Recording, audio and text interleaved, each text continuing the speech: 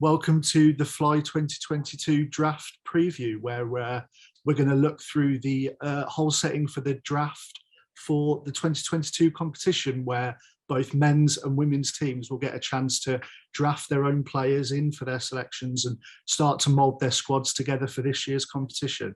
And I'm joined by Mike Armstrong, who'll be here with me to look through some of the runners and riders for the draft, see what try and predict what the coaches might do and who they might be looking to put into their squads. Hiya, Mikey. Hi, Sean. Great to be here. I think everyone was talking about the draft and the opportunity of a draft, and now it's finally here for 2022. It's really exciting to see what it actually going to unveil for us. Yeah, I think that's the thing that's, started everyone off at the moment, this sort of excitement around the coaches for this year getting to, pick their players, sort of put their stamp on their team before the competition even starts. Sort of last year they had to do that with the players in competition, but now they can sort of set their stall out straight away and start to mould their teams into what they might look like. Yeah, and we've got that dynamic as well of some retained players. So we're going to have a number of players that played on the teams last year and got that experience of the Sixes format, and then a whole fresh bunch of new players coming into it. People certainly who felt like they maybe saw last year's competition, wanted to put their name forward for 2022. And so it's the coach's job to try and integrate, to try and progress. There's not as many unknowns this year, although an element of unknown is the players that these coaches are going to draft and go and pick. I think you raised an interesting point there, in that we might see the two different tactics of in the women's competition, where the teams have already got 3 of their players selected for them, versus the men's where they've only got 1. And we may see that difference between the women's picking, making their first picks to complement the players that are already in there, versus the men's where they've got a bit more free range and they can sort of start off how they want to start off, rather than picking to sort of complement the players that they've got. So we might see sort of different strategies across the two competitions. Yeah, it's going to produce a really interesting dynamic. Selection is always one of the hardest things you do as a coach, and looking at kind of the retained players, do you complement? Do you try and bring in somebody completely fresh for a different position? There's some real key positions. We saw that last year in the competition, things particularly around, say, goalkeepers, who have a real big impact on it. But then also we naturally saw a lot of players that were more two-way and converted defenders, converted attackers, kind of having to do like a little bit more up and down the field. So there's a lot of questions for these coaches to look at. I think a lot of those. I have to think about that, but again. A lot of those pre-existing ideas were changed through kind of the competition last year. We really saw some certain position-specific players stepping up and actually embracing the Sixes format. So making sure that we can support that in the draft format is great. So when you think, if you try and predict a bit about what a coach might do, when you think if they come to that first draft pick, that first, those first 1 or 2, where do you think is most important for teams to be looking? Are they going to be looking, like you say, to fill a goalkeeper, or are they going to be looking for one of the, the top players that can work midfield and defence, attack, do sort of everything? What do you think the route is to start off your draft? That's $1 million question, Sean. And I think what's really interesting is I think we'll definitely see different coaches approaching it in different ways. So yeah, crucial, get your goalkeeper right. But then I think if there's players that are known to the coaches, that'll obviously support their decision-making process, and they might then just go for someone who they can, guarantee goals, or we saw the attributes that players are going to be bringing, so that two-way attribute. We know that things like, for example, the face-off is less important, the draw is less important in the Sixes format because there's just less of them, and the general number of possessions is shared. So again, some of those preconditioned ideas of key positions actually kind of go out the window a little bit. And if it was me as a coach, I'd be potentially looking at, getting a goalkeeper, certainly in the early picks, and then trying to find out where I'm going to be getting my goals from, because we know it was a high scoring, all thrills kind of format. So actually the goals is kind of a real key area to secure. And so, like you say, there's that balance of potentially between picking players that you might be familiar with, sort of worked with before, that sort of knowing what you're going to get thing is, possibly in this format where it's quite a short time span, that's quite beneficial in sort of knowing what the players are going to be like, or what they're going to do, or what you can expect for them, versus, a lot of the coaches will have to pick between some players that they might not be too familiar with, they might not know a great deal about. What sort of standard attributes should they be looking, based off year one? What sort of standard attributes should you be looking at for a player for the Sixers for this year? Well, I think the key thing is that speed, resilience, kind of, quick stick workability, directness of play. I think those are real key attributes for coaches to be looking out for. That dynamic of picking somebody versus an unknown. That is really interesting, because we actually saw players that were relatively unknown last year really stepping up in the competition, and especially kind of some younger players kind of filling their potential as well in the competition. So the draft really does start to bring in all the different elements of, and it's a dynamic for the coaches to work through themselves. So I think we're in for a really interesting little period here. So if we go to look at, like we said, about how the two competitions are split, starting off on the men's competition, with only one player set in for each of the teams, generally that's going to allow the coaches to sort of, mold the teams how they want, pick, what styles of player they want, and give them a sort of a great autonomy to pick that sort of starting six lineup, as we'd call it. They can, go multiple ways between what kind of players they want to put in their team. Yeah, there's an opportunity to kind of really form what that looks like. I think obviously you mentioned a starting six, but we know that the teams last year that did really well had that strength in depth. It's a tough competition over a short period of time, over a couple of days.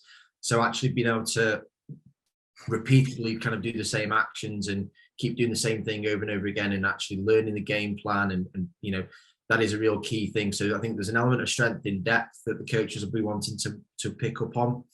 But also, there's within the men's competition, obviously there's an opportunity for those coaches to have a little bit more influence with the drafted players.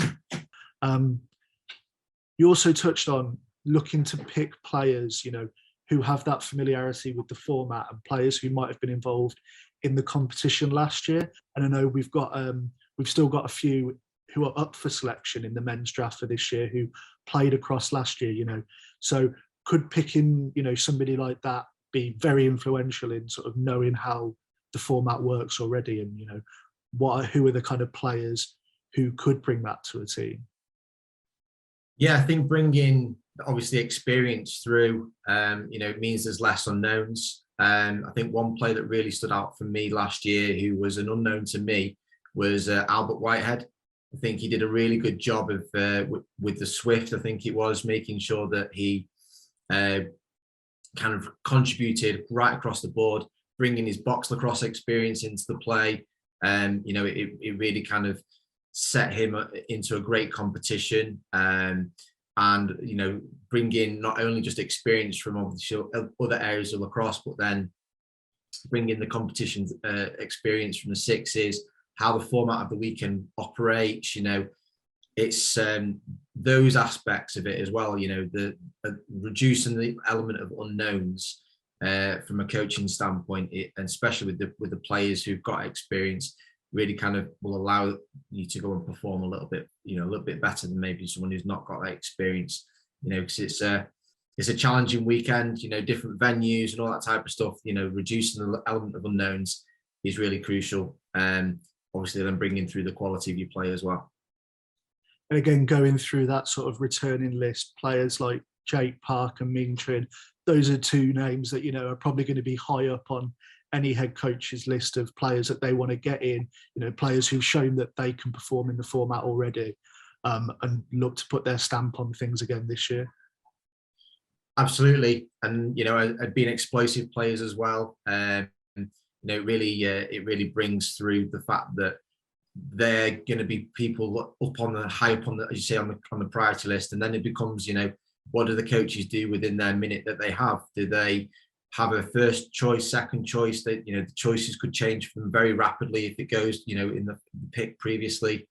It's something that's a complete unknown to us as a lacrosse community in the UK of actually going through this process. So it'll be really exciting and interesting to actually see what the coaches do.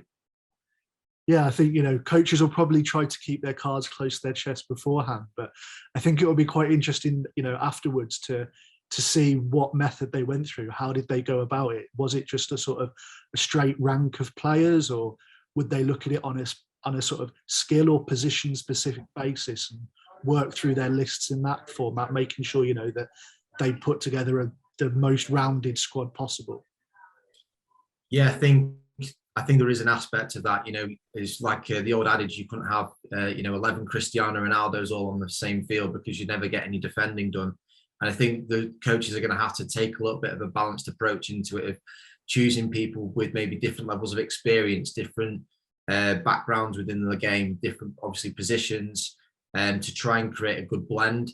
Because we've got to make sure that from a coaching perspective, that you're going to get the most out of a team, and not a team, and certainly even in sixes is made up of a group of individuals that you've got to all have them working together in harmony. So that's the coach's challenge, is to try and find that perfect blend that they can then go away and work with over the weekends, over the coming weeks and the competition weekend, to kind of really put themselves in the best possible position to perform. And looking through the player pools, as we said, there are returning players, but there's also a great pool of talent that's not taken part in the fly before, that's coming in for the first year. Who particularly catches your eye off the sort of the list of players who didn't take place last year, and who could, be a nice pick for a team to sort of pick up, that might not be too obvious straight up? I'll be honest, I might be a little bit biased on this one because I have worked with him before, and so I know his capabilities. And that was Freddie Atkins. I think he's really well suited to the fly. He's a two-way midfielder. He's a powerful, strong, up and down player. Not involved last year. Hasn't been involved with academic commitments. I know he's a medic down at Bristol University. But I think having played in 2016 with the under-19s, I think he'll be probably one of the ones to watch out for. If we then start maybe then looking across the women's game as well, there's definitely a number of players there that will be kind of ripe for picking. The likes of someone like Bella Bowater, who again, a little bit of a biased opinion on, worked with her last year at the University of Nottingham. Again, she's perfectly suited for sixes lacrosse, a really strong two-way skillful player, and has some experience of sixes, having been at the Buck Sixes last year. She saw that firsthand. And I think that really brings into kind of what the coaches will be looking for, is trying to find players where they might know that little bit of experience, or that they can transfer some skills across from other forms of the game. Yeah, moved on nicely there to the women's side of things as well. Again, like, there's a real strong raft of players in that player pool for the teams to pick from, and I think, as we talked about earlier, the difference in format. So women's teams having 3 players already retained from last year probably puts a lot of pressure on the coaches to make those 3 picks. There's a lot of talent in the pool for only 3 picks for each team. There's going to be some good players, some really good players that, coaches are going to have to make a decision with about, who they pick and who they choose. And like you say, somebody like Bella, with just that little bit of experience in sixes, having a little bit of a grounding in the format, could be that one thing that turns it one way or the other. And we have also, seen she was the captain with the under-19s at the Worlds in 2019. So again, knowing, for example, that someone comes in, having taken on that sort of leadership role, having shown, some really strong extra qualities that might just give somebody the edge over somebody else, could be key in, making one of those 3 picks in the women's. Yeah, I think the women's selection is going to be really tight because obviously there's a slightly reduced number in terms of the coaches' draft selections. So coaches are going to have to be really kind of to the point about what they're looking for. As you said, complementing, but at the same time kind of looking at, as you say, those value adds. Is there an element of leadership or experience, or actually is a position that we need to fill? There's a number of goalkeeping spots that are available on the women's side that we, coaches will be wanting to fill with quality, and utilising players that might have experience. So, for example, Dylan Whittington was at the home international sixes, great goalkeeper, and again, drawing on that experience of sixes, I'd expect her to be up there as a pick for coaches that want to kind of get a strong goalkeeper with experience and somebody who can add value to their squad. Yeah, I think absolutely right. Like you say about making those 3 picks count, looking for something that sort of sets your team apart, gives you something a bit extra. And I think the coaches will probably look down at somebody like Dylan and will think that that's a great hot pick straight away to secure that keeper role.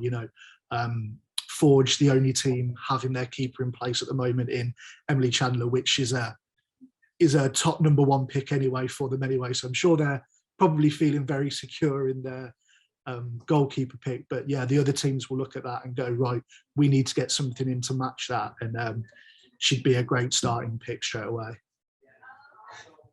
That's it. And it's making sure that, where do you use that top pick for example, for a goalkeeper? Do they want to go in at number 1? Do they want to go in at, kind of see what maybe goes first? And do you want to go for that attacking threat first? Or, there's a real dynamic that's going to come to it, because if your first choice goalkeeper does get selected by another team, then you might have to be thinking on your feet quite quickly about, do you pick somebody else who's maybe not a goalkeeper, a strong position where you can go strong, and see what's left after that. There's definitely an element of strategy and tactics that was going to occur with the picks as well. And yeah, I think it's going to open up to a really interesting kind of dynamic, purely because there's just less places to pick for in the women's draft. So if you're not going to go down that keeper option, you're going to go, right, can't pick a keeper, so we're going to go on the other end of the field, pick a really top strong attacker to sort of lead our line, to sort of make the difference up that end. Who would you look down the player pool list as being one of a potential pick in that area? Great question. I think for me, I'd have to go maybe someone like Millie Holm, who again has got international experience as an under-19, also been working with the senior women's England squad, and she's an attacker, but I know at university she plays out of midfield, so has already shown that ability to be adaptable, but actually her attributes as a player is a really strong attacking threat, really direct. I think will suit really nicely for the sixes format. So again, I think that's something that coaches will be looking for, is not just the ability of the player, but also their attributes. So, if you're not going to go strong with your goalkeeping pick, you're going to want to pick an explosive, powerful player who's actually going to go and get you some goals. Yeah, I think she sort of stands out as a real good pick. Like you say, she's been fast-tracked a bit through the England setup into that senior squad already, working with the sort of the top players looking to go to the World Cup, and know that she's also in the last year or two been playing cricket professionally as well. So she's, again, extra added value, something a bit different. She's she's sort of already being put in those high pressure situations, you know, across our sport and another sport. And that's something that's, you know, really valuable across the format, across, well, really whatever sport you're playing, you know, someone who can bring in that big game mentality, that sort of pressure situation, which we saw, you know, multiple times in the first year of the Fly, is something that will be a great asset for sort of any team to have. Yeah, multiple sport athletes are really crucial into kind of, you know, those wider experiences, as you say, Sean, you know, and the fact that she's got that experience to draw on, I think it would be a real asset to any team that she plays on. So I'm going to put some pressure onto you now as we look to that full draft. First team up in the men's, Swift. So in the system this year, the teams will pick in reverse order to what they finished in the competition last year. So Swift finishing 4th in the competition will get first pick in the draft. They'll be number 1 team up. So going in for Team Swift, Richard Gartside, head coach, he's already got his goalkeeper as a retained pick. Who's he going to pick as the number 1 pick? Who's he going to go for? Number 1, straight up. Yes, so number 1 pick in the men's draft. Obviously, as you mentioned, the Swift have got their goalkeeper in situ. So I think going for someone with the experience, going with someone who can probably play 2 ways and be really kind of quite a powerful, strong player, I'm going to have to go with Freddie Atkins. I think he's a good natural 2-way. I think there's some really good, strong kind of attack or defensive threats. But I think, you know, to go first pick with a strong 2-way midfielder, I can't see right now much past Freddie. So there we go. There's the prediction for our number 1 pick on the men's side. Again, number 1 pick, women's side, we've got Hustle, who'll be up first with their first pick. There are 3 retained players. We've got Ashley Snyder and Lottie Patterson, who are sort of more standard defensive end players. They'll sort of do the work at that end. And then we've got Chess Gray, who's very much attacking, goal-scoring threat. So which way do you think Hustle will go for that number 1 pick? Who are they going to take first up? I think, you know, the logical selection might be a goalkeeper here, Sean. You know, we've already mentioned Dylan. I know there's Maddie Sketchley in there who, you know, was at the Fly last year as well. There's a young goalkeeper in Sienna Parker. But for me, I would actually probably go with Dylan, who we've already spoken about. I think she's really capable. She's played in the Buck Sixes last year. Yeah, I think that would be my number 1 pick right now. Again, slightly biased. I do work with her at UON. But yeah, absolutely. So that's probably where I would go with Dylan. I think, you know, whatever happens, I think it's going to be something really interesting and exciting to watch. And I think, like I say, once we get past those first, those sort of maybe first round of picks where the coaches have set their stalls out, it might get a bit chaotic and a bit sort of fresh in sort of how the coaches are going about working. Like you say, when players have been selected, their first picks are not available. It could be pretty interesting to watch them making those picks under pressure. Yeah, I think there's definitely going to be an aspect of the coaches being adaptable. They're going to have to kind of have contingency and probably kind of even maybe a third option for each person they're looking to select. So having that adaptability and bringing it all together so that they actually get ultimately something that they walk away happy with, I think it's going to be the real crucial thing. So yeah, it's going to be super exciting. Looking forward to see what happens.